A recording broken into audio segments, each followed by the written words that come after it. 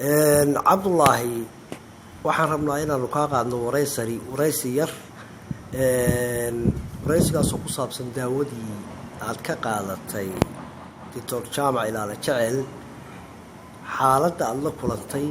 iyo waxaad nooga warantaa faa'iidada aad ka gaartay. Bismillahir Rahmanir Rahim. daawadaasi daawo aad iyo cajiib u abayahay oo u faa'iido badan insha Allah doctorka khayr Allah siiyo. daawo waxay ahayd qofku markii ugu horeyso aad bilowdidba aad dareemaysid in kulliga qabo iyo caafimaad iyo nasteexo ay ku gashay oo aad moodaysid inay hiba ilaahayba ku dheehan tahay waa daawo cajiib ah oo ilaahay u soo dhiibay doctorka waxayna wax ka taraysaa dhammaan cudurrada gala gaaska iyo kuleylka jirka ku jira iyo infectionka iyo hadii la haway ku roonay qaybaha taranka iyo himada daawo aad wax uga taraysa weeye intii aan anigu ka isticmaalay si weyn ayo ruux badan ayaan caafimaadkeeda u gaaray gaaski waa iga tagay hadii la hawa ku roonay kuleyl badan baa jirka iga baxayay dhexdaas oo dhan infection iyo xanuun baa iga wareegayay wixii oo dhan ilaahay daawadaas uu farad khayr qaba iga soo dhigay oo igaga saaray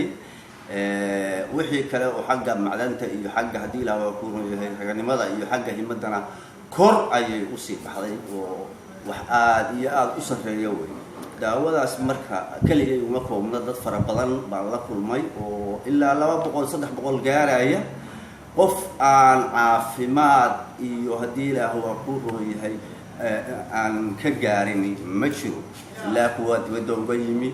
ilaa kuwa hadii la waa ku markii hore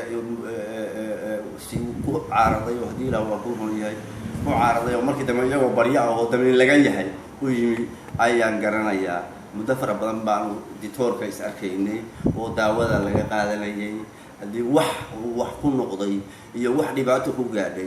iyo wax infection oo cid ku keentay iyo wax cudura oo cid ku siiyay caafimaad ma aragnu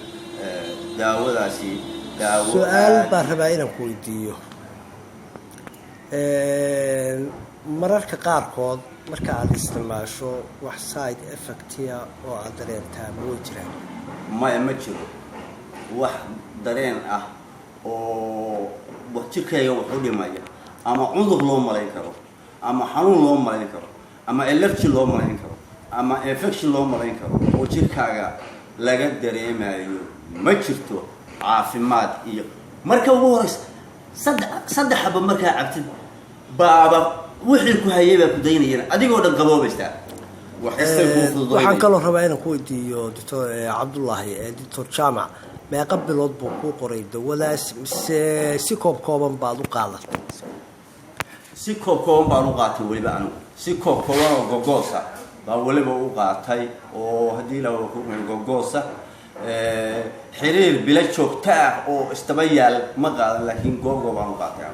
markii ugu dambeysay waxa warbixina ma uu ku weydiiyay doctor waa weydiiyay xagga caafimaadka iyo hadii la waa ku waxtarka ay leedahay iyo sida ay anfacday iyo xanuunadii sidii aan ka noqday buu weydiiyay waana ugu waramay in ay ma sha Allah tahay oo aan wax walba caafimaad kaga qaado bulshada maxaad u sheegaysaa marka aad gaarsiinaysaa daawadani waxtarka ay leedahay iyo baahida loo qabo bulshada waxaan u sheegayaa dadka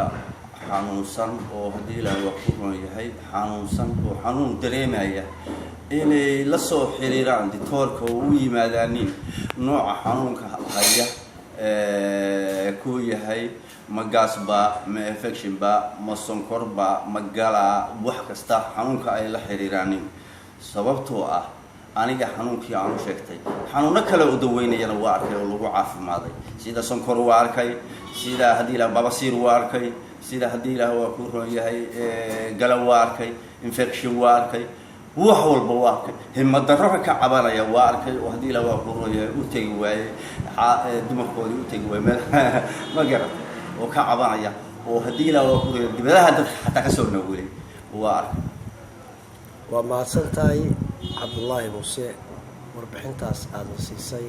asalaamu calaykum waraxmatullaahi wabarakaatu calaykum asalaam warbixin fiican